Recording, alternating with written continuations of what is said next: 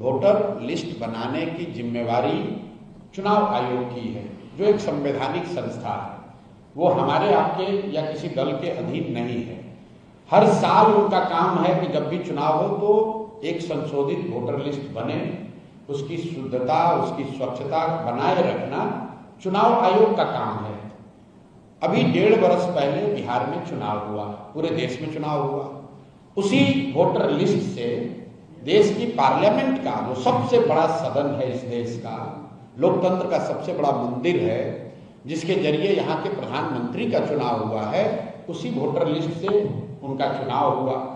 अब आप जब बता रहे हैं कि वो वोटर लिस्ट फर्जी है, तो क्या चुनाव आयोग ये स्वीकार करने को तैयार है कि जो पार्लियामेंट का चुनाव हुआ, जिसमें मोदी जी प्रधानमंत्री बने, वो वोटर लिस्ट सही नहीं था?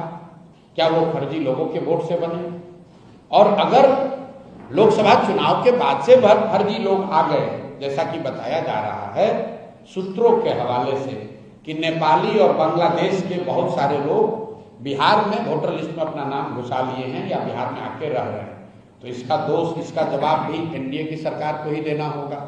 क्योंकि लोकसभा चुनाव के बाद बिहार में मोदी जी की और नीतीश जी की ही सरकार है, तो आपने ये कैसे अलाउ किया कि बांग्लादेश से लोग आकर यहाँ रह रहे हैं? आपका प्रशासन क्या कर रहा है? आप अगर नेपाल से लोग आकर बिहार में वोटर लिस्ट में नाम जोड़ रहे हैं, तो बिहार सरकार की पुलिस और प्रशासन क्या कर रहा है? तो भैया किसी भी तरीके से वो आर्गुमेंट देंगे, ये यही साबित होगा कि गलती उनकी है। ये पूरा बखेड़ा इसलिए खड़ा किया गया है कि एनडीए को, सत्तारूढ़ दल को ये डर सता रहा है कि 30-35 बरस के बाद बिहार में लोगों को एक नया रास्ता दिख गया है, और खासकर उन लोगों को जो प्रवासी मजदूर हैं, जो गरीब हैं, जो इस व्यवस्था से के मारे हुए लोग हैं, जिनको इस व्यवस्था और इस भ्रष्टाचार से की वजह से जिनका जीना दूभर है, जो जानते हैं वो कभी भाजपा को, लालू को वोट नहीं देना चाहते हैं, अब लेकिन मजबूरी में देना पड़ता था, उनके सामने एक जनसुराज का नया रास्ता, नया विकल्प मिल गया है।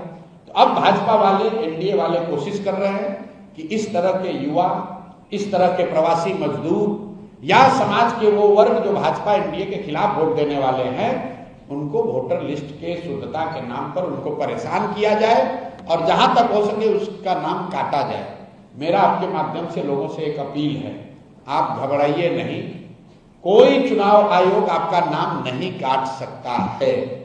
सुप्रीम कोर्ट का जजमेंट है, चुनाव आयोग को नागरिकता जांचने और तय करने का कोई अधिकार नहीं है।